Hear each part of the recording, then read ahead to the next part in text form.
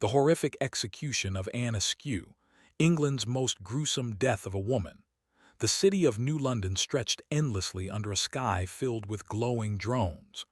Tall, silver towers reflected the neon lights of advertisements and government propaganda. The streets below teemed with people who moved like ants, their faces bathed in the cold glow of screens, their eyes glued to messages from the ruling council. In this world, thought was controlled as tightly as action. No one dared speak freely. Even the smallest idea of rebellion was dangerous.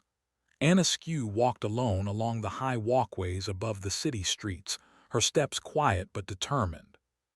At 26, she had already gained a reputation among the underground circles as a brilliant mind. She had studied the digital systems of the city like a master puzzle solver, finding cracks where others saw only steel and code. She knew the machines that monitored the population better than most of the people who built them. And now, that skill had brought her to the attention of the central authority. The authority's agents were waiting. They didn't wear uniforms like the soldiers she had seen in the lower districts. Instead, they looked ordinary, almost unremarkable, blending in with the crowd as if they were shadows. One agent approached her, his steps quiet, precise. "Anne Askew," he said in a voice that sounded polite but carried a sharp edge. "You are requested at the interrogation chamber. Your cooperation will ensure minimal inconvenience." Anne's heart did not race. Fear was a tool, and she knew how to use it or ignore it. She nodded slightly and followed. The agent led her through twisting corridors and automated doors that opened without a touch until they reached a chamber at the city's center. The walls were smooth and metallic, illuminated with a faint blue light that made the room feel both cold and infinite. In the center was a single chair, surrounded by devices Anne had only seen in simulations.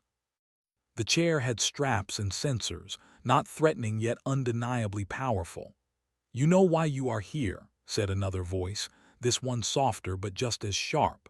A figure stepped forward from the shadows. It was a woman in a simple gray uniform, her eyes scanning Anne with a mixture of curiosity and authority. "We only want the truth. Your work with the underground networks has not gone unnoticed. Tell us why you resist the order to share your discoveries." It would make things easier for everyone. Anne looked at her calmly. She had anticipated this moment for weeks, even months. Every word, every gesture, every pause could be a signal to the authority or a message to those who still believed in freedom. "I do not resist," she said, choosing her words carefully. "I only refuse to follow orders that endanger people unnecessarily. Knowledge is meant to protect, not control." The agents exchanged a glance. Anne saw it, and she allowed herself a small smile. Even among humans who had been trained to suppress emotions, there was always a hint of recognition, an acknowledgement that someone else could see the truth. The woman in gray moved closer, her face expressionless. "And what of the regulations?" she asked. "The council has decreed that any unauthorized manipulation of city networks is forbidden. That includes the sharing of information with underground cells. You understand the consequences." Anne nodded. She did more than understand. She had already calculated the possible outcomes of every choice she could make in the next hour. The chamber's sensors would detect lies, measure her pulse, analyze the microexpressions she couldn't control. But that was not a problem. Truth was her weapon. "I understand the rules," she said softly. "I simply do not believe the rules should replace justice." There was a pause. In that silence, Anne felt the weight of the city pressing down. Millions of eyes, both human and machine, were focused on obedience. And yet she felt a strange comfort. She was not alone in her thinking. There were others, hidden but determined, who would continue the work she had begun. The woman in gray tapped a panel beside the chair, and a series of holographic screens rose from the floor, surrounding Anne like a cage of light. Each screen displayed lines of code, network maps, and snippets of intercepted messages.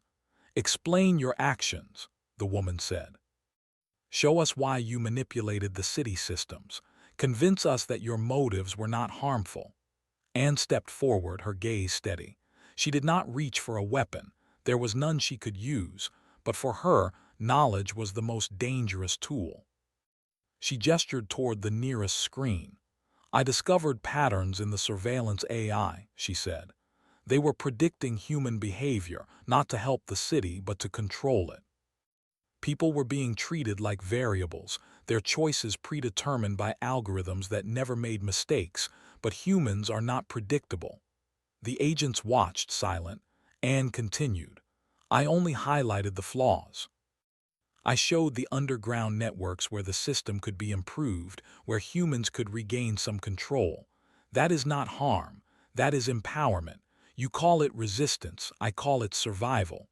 For a moment the chamber was still. Then the woman spoke again. "You risked your life and the lives of others to prove a point. That is a dangerous principle." Anne met her gaze without hesitation. "And yet principles are what make life worth living," she said. "Without them, we are no better than machines. Machines follow rules. Humans question them. That is the difference." The room shifted slightly, as if acknowledging her words. The sensors hummed, scanning, analyzing, but Anne was not afraid. In the heart of the city's power, she felt more alive than she had ever felt on the crowded streets below. She knew the risks, yes, but courage, she had learned, was not the absence of fear. It was the choice to act despite it. The woman in gray tilted her head. "You are clever," she said, almost as if it were a compliment. "Most would crumble under pressure. Most would beg for mercy. Yet you remain calm, articulate, defiant." Anne smiled faintly. "I have no interest in false submission. It achieves nothing, and fear is temporary, but truth lasts." The chamber's lights flickered, and Anne noticed the subtle pulse of energy in the floor beneath the chair. The execution protocols were prepared, she realized, though the agents did not mention them aloud. They assumed intimidation would suffice, but Anne had already considered her options. Every wire, every code line, every mechanical procedure had a flaw, a tiny window of opportunity. She would need to be patient, precise, and calm. She leaned slightly closer to the holographic screens, pretending to inspect the code. In reality, she was mapping the chamber in her mind, memorizing patterns, counting seconds, and identifying the moments when the sensor's attention wavered. Every gesture, every breath was calculated, but it was hidden beneath a natural air of composure. "You are playing a dangerous game," the woman said, her voice a low warning. "The council will not tolerate defiance." Anne straightened. "Then I hope they understand what I am trying to achieve. Humanity is not meant to be controlled. Machines are not our masters. And if I am punished for reminding people of that truth, so be it. But the idea will outlast me." There was a long silence. The agents exchanged glances again, their faces unreadable. Anne realized they were considering her words, even if they would never admit it. She had spoken boldly and yet carefully. Boldness without care was recklessness, but measured courage could be powerful. The holographic screens began to lower, and the agent stepped back slightly. Anne returned to the center of the chamber, her expression calm. She had survived this first encounter, but she knew the journey had only begun. The city watched, the AI watched, and now, so did the human enforcers. Every choice she made would ripple outward, touching unseen corners of New London. Askew, a young woman with a mind sharper than any blade, was ready to face whatever came next. She had no illusions about the dangers ahead, but she understood something crucial. Courage and intellect, when combined, were weapons that even the most powerful forces could not ignore. The city beyond the chamber hummed with life, indifferent to the struggles of one human, yet dependent on the sparks of defiance that Anne had begun to ignite. And in that indifferent city, Anne felt an odd sense of peace. She was not alone. Humanity had not yet been defeated, and she was determined to prove that even in the shadow of omnipotent machines, human will could shine brightly. Askew moved quietly through the narrow corridors of the interrogation facility. Though the chamber had seemed imposing, the facility itself was a maze of sterile hallways, blinking lights, and doors that responded to retinal scans. She walked confidently, each step measured, her mind alive with calculations. Every hallway, every sensor, every patrolling agent was another puzzle she could solve. She had spent months observing the patterns of the city's surveillance systems, memorizing patrol routes, drone flight paths, and automated lock cycles. Even the interrogation facility was not beyond her reach. She knew its weaknesses, and now she intended to use them. Ahead, a doorway shimmered with a soft blue glow, the automated security lock recognizing her presence. She stopped briefly, her mind racing. The agents had assumed she would be frightened, intimidated, or obedient. They believed the chamber alone had broken her spirit. But Anne's mind was clear. Fear was a tool, not a weapon. If she could remain calm, she could turn even the most dangerous situation to her advantage. She passed through the doorway and entered a long corridor. Surveillance drones hovered silently above, their lenses scanning for irregular movement. Anne's eyes flicked to the floor tiles, where she had memorized the timing of pressure sensors. One wrong step could trigger alarms, bringing the agents back in an instant. She moved with precision, like a dancer, placing each foot exactly where it needed to be. At the end of the corridor, she found a junction where two hallways intersected. A security drone floated down from the ceiling, its sensors scanning the walls and floor. Anne ducked into the shadows and waited. She had studied the drone's behavior. It rotated clockwise, paused for 3 seconds, then repeated the pattern. Patience was everything.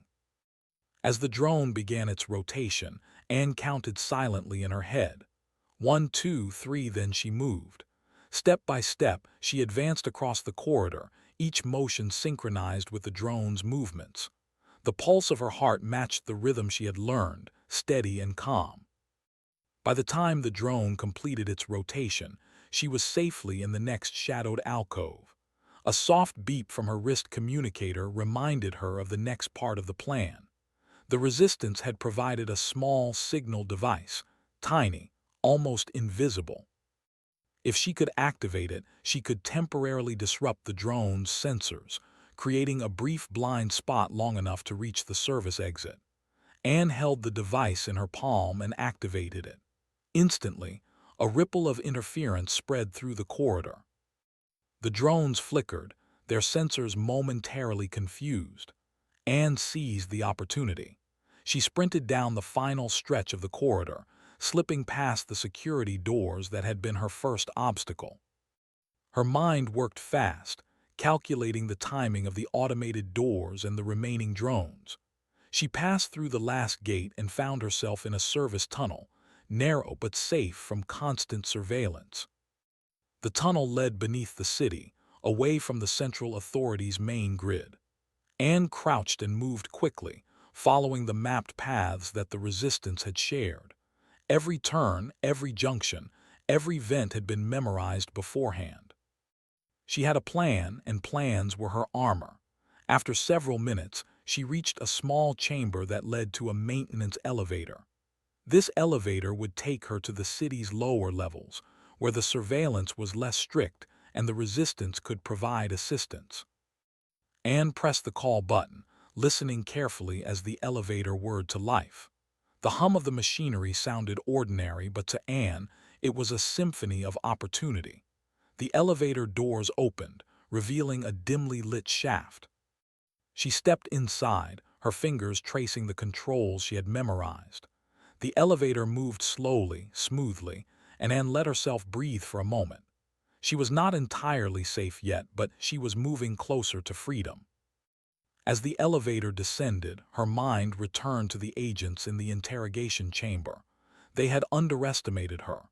They had assumed compliance, yet here she was, slipping through their systems like water through a net. It was not arrogance, it was certainty. Human ingenuity could overcome rigid systems, and she had proof. At the lower levels, Anne exited into a maintenance corridor. Here, the walls were plain, the lighting minimal, and the automated patrols fewer. She moved quickly, keeping to the shadows, her eyes scanning for obstacles. Every turn she took brought her closer to the designated meeting point, a hidden exit where the resistance awaited. After several minutes of careful navigation, she arrived at a reinforced door. The resistance had provided a small panel beside it, a device that would scan her retinal pattern and verify her identity. Anne touched the panel, and a soft green light confirmed her access. The door hissed open, revealing a narrow stairwell leading to the city streets. She climbed the stairs two at a time, her excitement tempered by caution. Every step could bring discovery, but she trusted her calculations. As she emerged onto the streets of New London, she paused to observe her surroundings. The city looked the same as always. Drones patrolled above, citizens moved through the neon-lit streets. But she saw it differently now. She saw patterns, gaps, and possibilities. She saw freedom. A small group of resistance members approached from the shadows. They were young, determined, and cautious, yet their eyes lit up when they recognized her. Anne nodded in acknowledgement. "We have work to do," she said. Her voice was calm, steady, carrying the confidence that had guided her through the facility. The resistance moved quickly, guiding Anne through a network of hidden passages beneath the city. These tunnels had been carved decades ago, used by citizens who had once resisted authority in smaller, less organized ways. Now they served a new purpose, a base for strategic planning and safe movement. Inside the main chamber of the resistance, holographic maps covered the walls.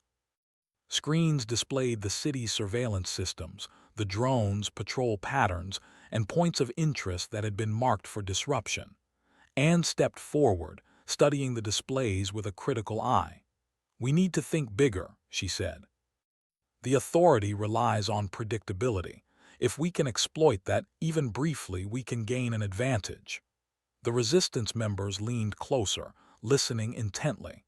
Anne continued, explaining her observations and calculations.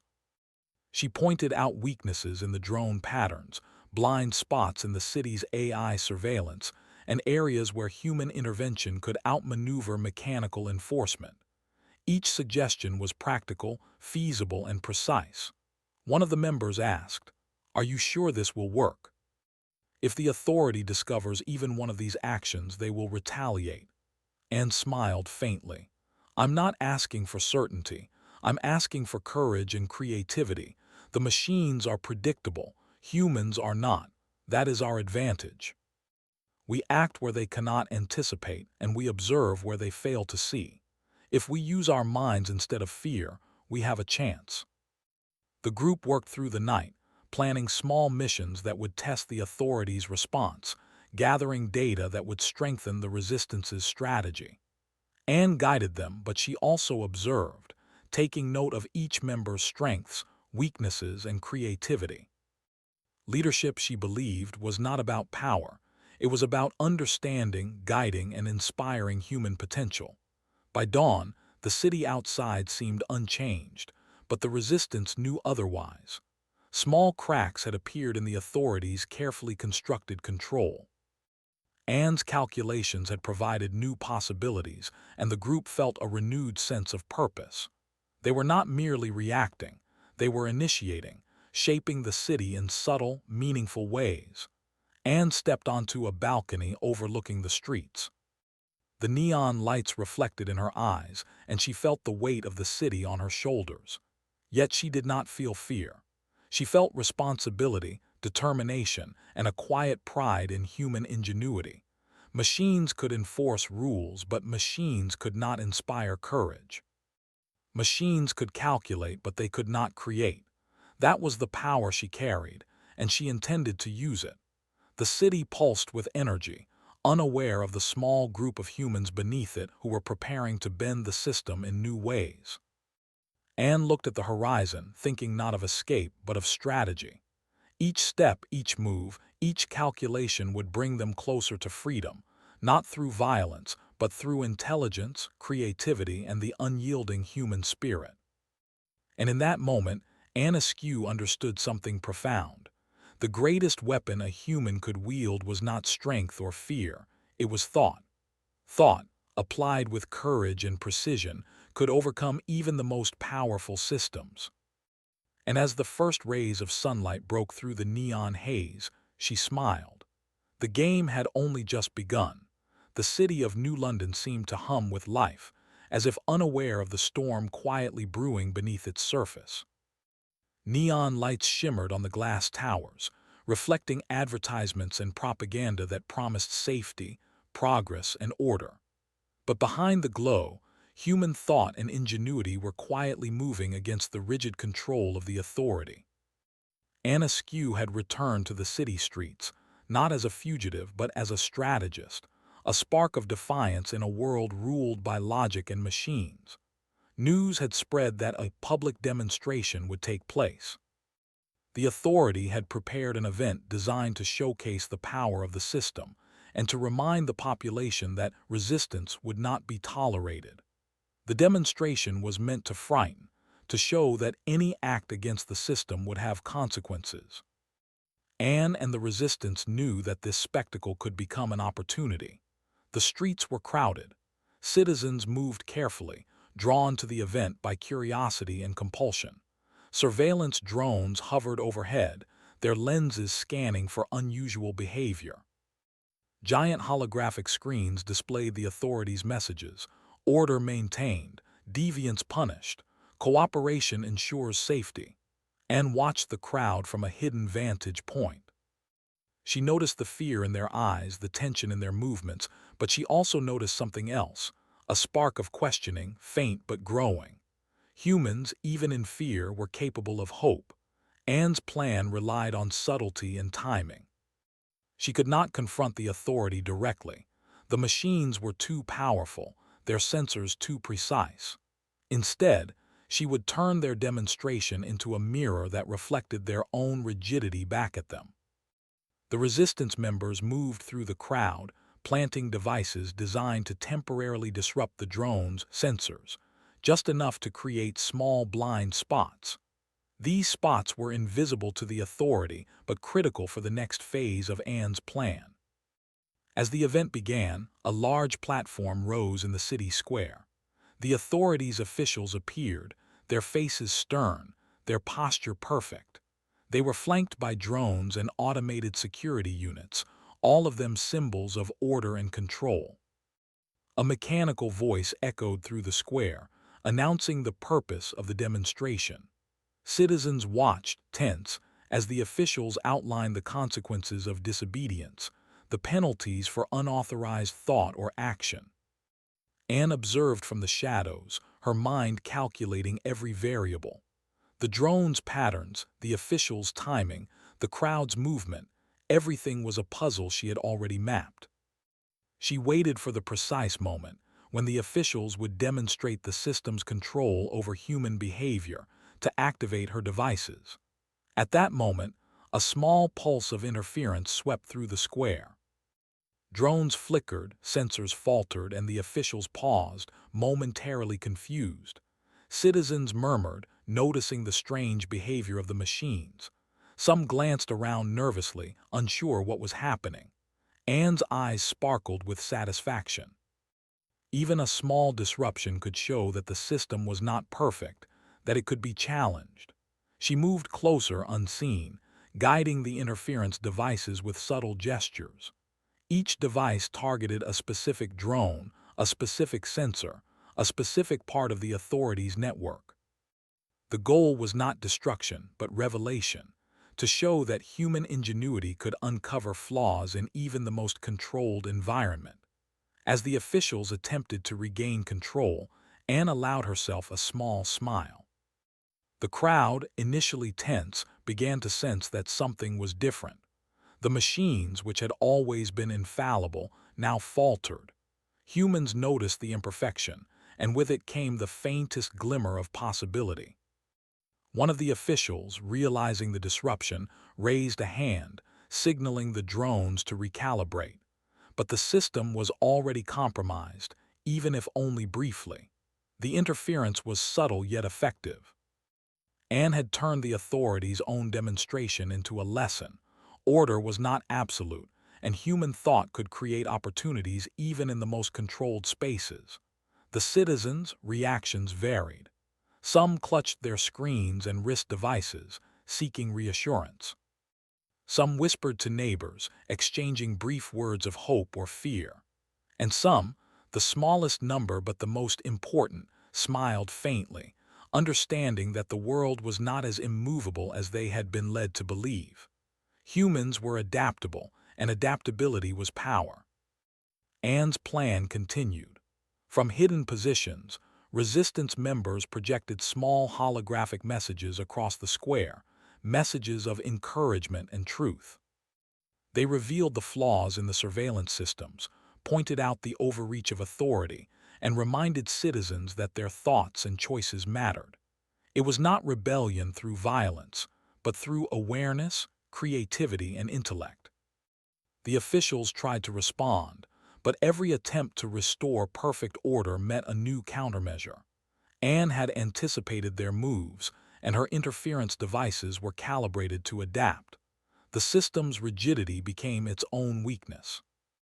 Citizens began to notice patterns, not in the messages, but in the machine behavior itself.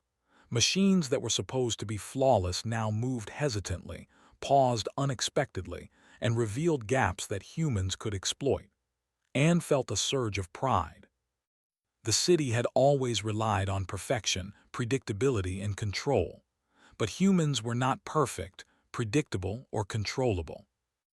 Each small disruption, each spark of awareness, was a reminder that ingenuity, courage, and intelligence were human weapons that machines could never replicate. The demonstration continued, but its meaning had shifted. What was meant to terrify now inspired. Citizens moved carefully but with more confidence. Some whispered to neighbors, sharing the knowledge that the system could be challenged. Others observed drones and sensors with new eyes, noting patterns, gaps, and possibilities. Anne knew that awareness was the first step toward empowerment. As the event drew to a close, Anne activated the final device. A subtle ripple of interference spread across the city square, enough to create a temporary blind spot in the surveillance network. For a few minutes, citizens moved freely without oversight, exploring the space with a sense of relief and possibility. The authorities' officials were powerless to stop it, their control momentarily suspended. Anne watched from above, hidden in the shadows. She saw small groups of citizens talking quietly, sharing ideas and planning their next steps. The resistance had not caused chaos, but it had inspired creativity and confidence. Humans were not tools to be programmed. They were thinkers, planners, and problem solvers. And that, Anne knew, was the greatest power of all. When the pulse of interference faded, the drones returned to normal and the officials regained control. But the effect had already been achieved. Citizens had glimpsed what could be possible. Awareness had been planted, and with awareness came hope. Humans, even in a city controlled by machines and authority, could influence outcomes, shape decisions, and inspire change. Anne slipped away as quietly as she had arrived. The streets seemed unchanged, but she knew they were not. Every action, every thought, every small spark of courage in the crowd was part of a larger pattern. She had turned a demonstration of fear into a lesson of possibility, showing that intelligence, creativity, and courage were the true tools of human power. Back in the resistance base, Anne and the team analyzed the results. Data flowed across screens, showing the drones, temporary malfunctions, the spread of awareness among citizens, and the patterns of the authorities' responses. Anne smiled faintly. The system was not broken, but it had been reminded that humans could not be fully predicted or controlled. That knowledge was priceless. "Do you think it will be enough?" asked one of the resistance members. Anne considered the question. "Enough is not the goal," she said. "The goal is to awaken people to possibility. Machines enforce rules. Humans create opportunities. As long as we inspire thought, we win. The rest will follow. Outside, New London continued its hum, unaware of the subtle rebellion that had taken place. Neon lights reflected on glass towers, drones patrolled the skies, and citizens moved through the streets, some with a sense of unease, some with quiet hope. But all were now part of a city where the impossible had been shown to be possible, even if only briefly. Anne watched from the shadows, knowing that this was only the beginning. The authority would respond, of course. They always did. But humans had shown their ability to adapt, to think, and to create. The next steps would require even more precision, intelligence, and courage. But Anne had no doubt. Human potential was limitless, and the spark she had ignited would grow. The public spectacle had not achieved its intended purpose, but it had accomplished something far more important. It had shown that even in a city dominated by machines and authority, human ingenuity could not be extinguished. The crowd had witnessed imperfection, discovered opportunity, and most importantly, realized that they could make a difference. Anne turned away from the city square, moving through hidden alleys and shadowed streets toward the resistance base. Her heart was steady, her mind clear, and her resolve unwavering. The city might be vast, the authority powerful, and the machines relentless, but humans were clever, adaptable, and courageous. And in that truth, Anne found hope, determination, and the certainty that the next phase of their struggle would succeed. Humans were not machines. Humans could think, create, and inspire. And in a city designed for control, that alone was enough to change everything. The city of New London never slept. Its towers glimmered under the neon sky, drones patrolled every corner, and screens broadcasted the authorities' messages of order and control. Yet beneath this surface of perfection, something was changing. Askew and the resistance had begun a movement not of weapons, but of intelligence, creativity, and human ingenuity. Back in their hidden base, the resistance team worked quietly, illuminated by the glow of holographic maps and data streams. Anne stood at the center, her eyes scanning the city layout displayed before her. Each line of code, each drone's patrol route, each security protocol was a puzzle, and puzzles were what she excelled at. "We have access to only a fraction of the surveillance network," said one of the resistance members, a young woman named Mara. "If we push too far, the authority will notice immediately." Anne nodded. "We do not push with force. We push with thought. Precision is key. A small disruption here, a subtle shift there, these can be enough to awaken the city's potential without triggering alarm." The group divided tasks. Some monitored drones and communication networks, ensuring they could predict the authorities' responses. Others prepared devices to create temporary blind spots or redirect data streams. Anne moved among them, explaining her strategies, pointing out weaknesses in the system, and inspiring confidence. Leadership, she knew, was not about giving orders. It was about sharing understanding, insight, and vision. "Look here," she said, highlighting a series of overlapping patrol patterns on the holographic map. "These drones always converge at this intersection at 1742. If we shift one variable, we create a gap that can last up to 5 minutes. That is all we need." Her team nodded, impressed by her precision. It was not chance that made Anne effective. It was intelligence, observation, and a deep understanding of human and machine behavior. By evening, the city outside continued its hum, unaware of the subtle rebellion unfolding beneath its surface. Anne led the team in executing their plan. Small pulses of interference disrupted drone sensors, redirected data streams, and created gaps in surveillance. Citizens walking through affected areas remained unaware of the manipulations, yet they were free briefly, subtly, and importantly. Anne's focus was on teaching, not destroying. She wanted the population to notice imperfection and think for themselves. She knew humans could see patterns machines could not. She wanted citizens to ask questions, explore possibilities, and regain control of their environment. The devices they used were tools, but the true power was in human creativity. Late into the night, Anne reviewed the results with her team. Data streamed across holographic screens, showing how each small disruption influenced the city. One of the young resistance members, a boy named Curran, pointed to a cluster of citizens who had paused near a drone's blind spot. "They're noticing," he said. "They're moving differently, more freely. Even small changes make a difference." Anne smiled. "Exactly. Awareness is contagious. We do not need to force change. We need to awaken it. Once humans realize their own potential, they will act naturally. That is the essence of power, knowledge applied with courage." Over the next few days, the resistance expanded its efforts and taught members how to observe patterns, think critically, and exploit gaps in predictable systems. Each action was designed to be subtle but effective, creating ripples that spread through the city. Citizens began to notice anomalies, drones pausing briefly, messages flickering on screens, opportunities where none had existed before.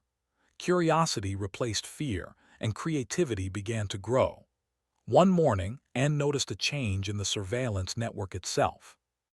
The authorities' AI had begun adapting to their interference, rerouting drones and adjusting patrol schedules. But Anne had anticipated this. The system's rigidity was both its strength and its weakness. While it could adapt, it could not think creatively. Humans, on the other hand, could invent, improvise, and inspire. "Adaptation is expected," Anne told her team.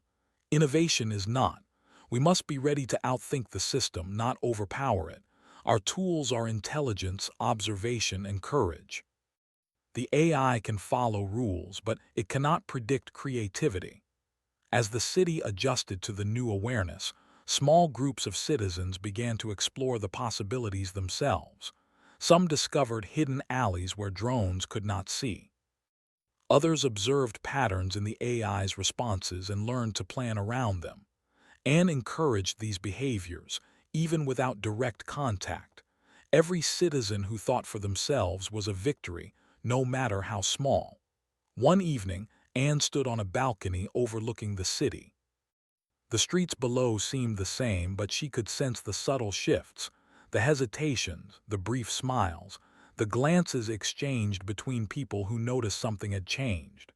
It was quiet, almost imperceptible, but it was progress. Humans were awakening to the fact that they could influence their own lives. Her mind returned to the authority. They would respond eventually, deploying more drones, tightening protocols, and analyzing every anomaly. But Anne was prepared. Each step of her plan had accounted for countermeasures. Her team worked tirelessly to stay ahead, using creativity instead of force, strategy instead of fear. "Anne," said Mara, joining her on the balcony, "do you think this will reach everyone? Can we really inspire the city?" Anne considered the question. "We do not need everyone to see at once," she replied. "Awareness spreads like a ripple. One person influences another and another until the system itself must adapt. Humans cannot be fully controlled if they are awake, curious, and free-thinking. That is our strength." That night, a subtle wave of interference moved through New London's network. Small clusters of citizens found themselves free to act in ways they had not before. Some paused, noticing the gaps in drone coverage. Some whispered to neighbors, sharing observations. Others began experimenting, testing their environment and learning its limits. Anne observed all of it with quiet satisfaction. The authority had created a city of predictability, but humans were inherently unpredictable. Even a system designed to anticipate every action could not account for imagination, creativity, and courage. Each small success reinforced her belief. Human intelligence, applied strategically, was the most powerful force in the city. The team returned to the base, reviewing data and refining plans for the next phase. Each disruption, each ripple, each moment of awareness was carefully analyzed. Anne emphasized lessons over outcomes, understanding over victory.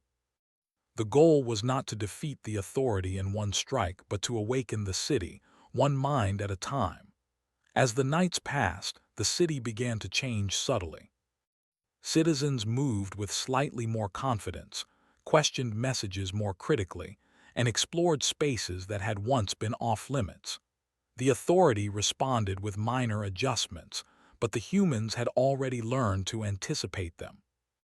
Each countermeasure revealed new opportunities, and Anne's team adapted accordingly. One morning, Curran came rushing into the base.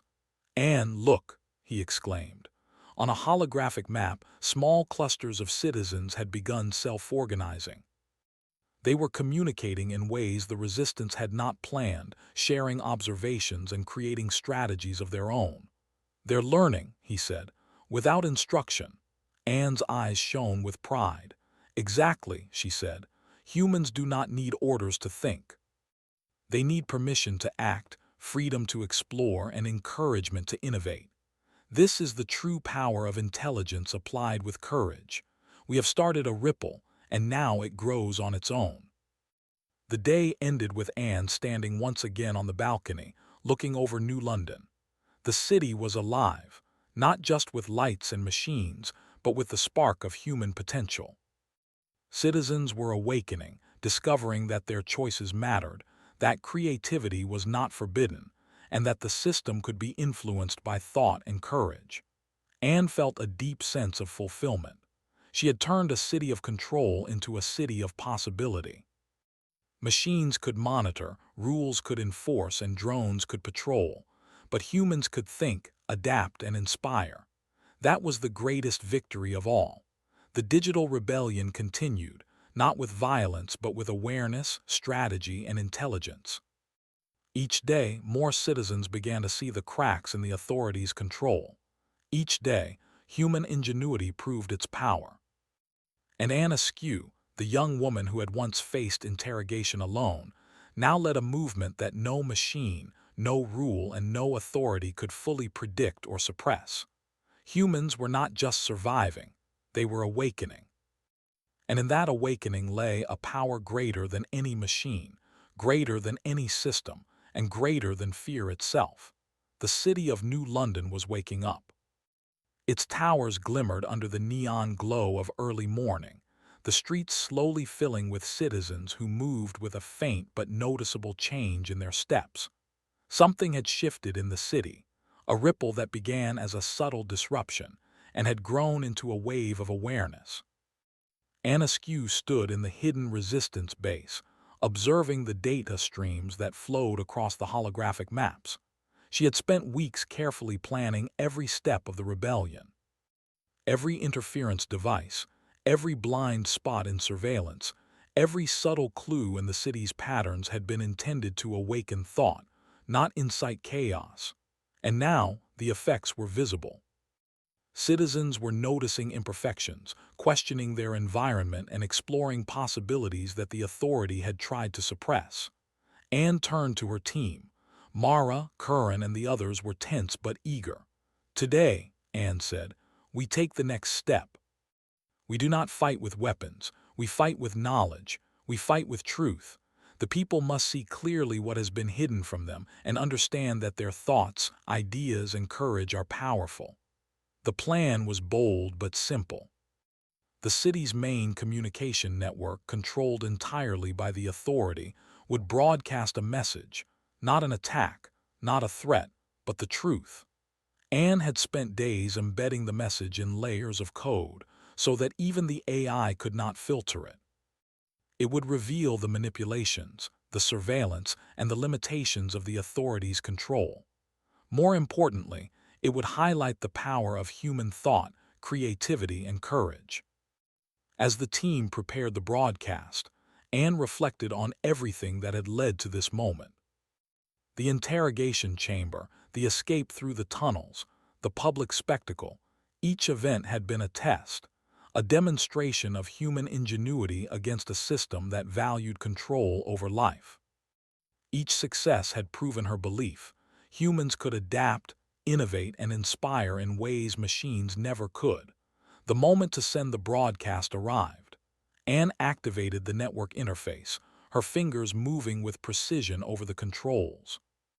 The holographic screens flickered, streams of data flowing through hidden channels, bypassing filters, and reaching every corner of the city.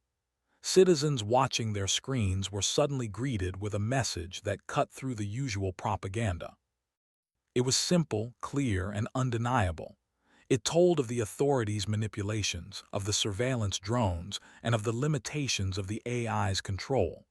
But it also told a story of human potential, of courage, creativity, and intelligence. It reminded every citizen that they could think, innovate, and make choices that mattered. Anne watched as the message spread. At first, reactions were cautious. People paused, stared at their screens, whispered to neighbors, and shared what they saw. Then, a change began.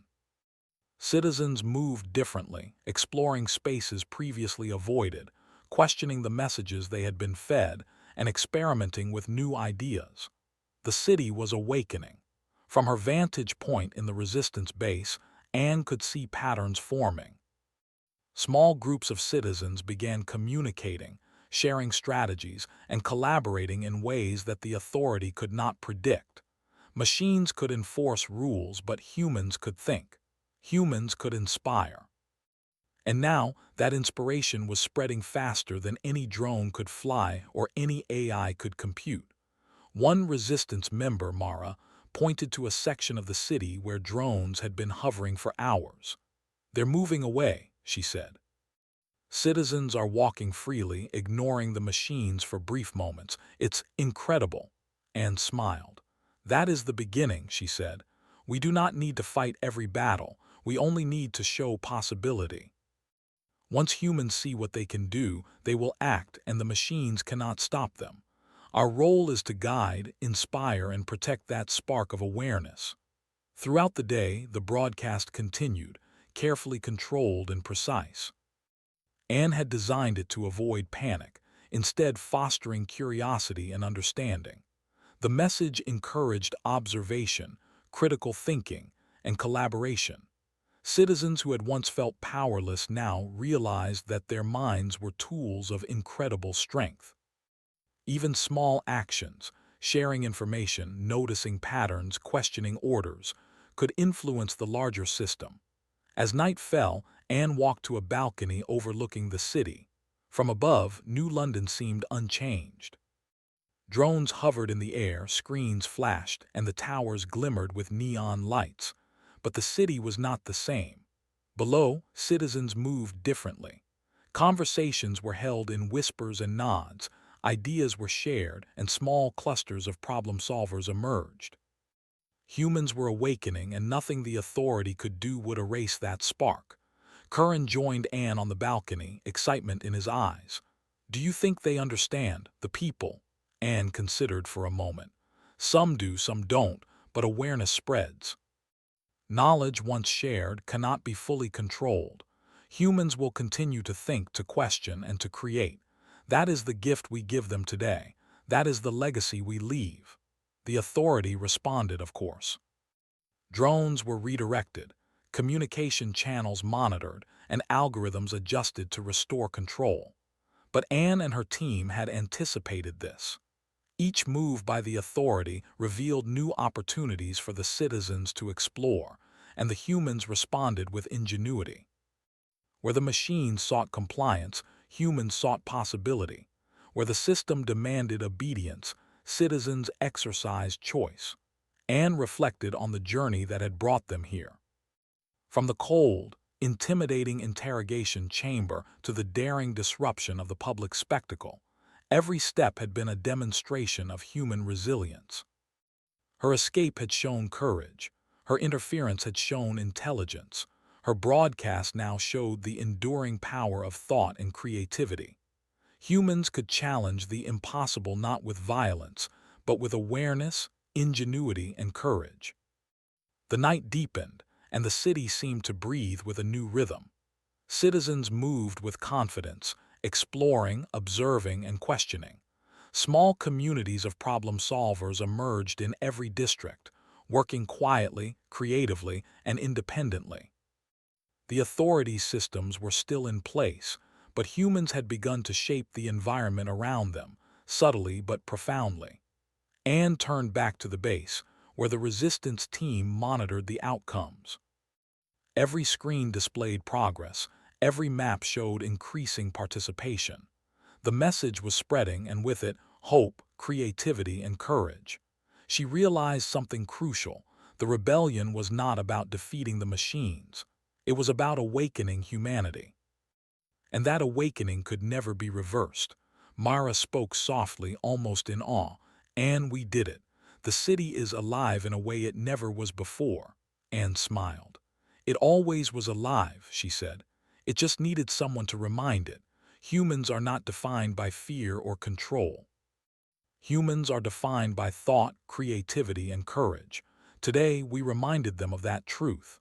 In the following days, the effects multiplied. Citizens began sharing insights, questioning decisions, and collaborating across neighborhoods. The city's energy shifted. Machines operated, rules existed, but humans now acted as independent agents of possibility.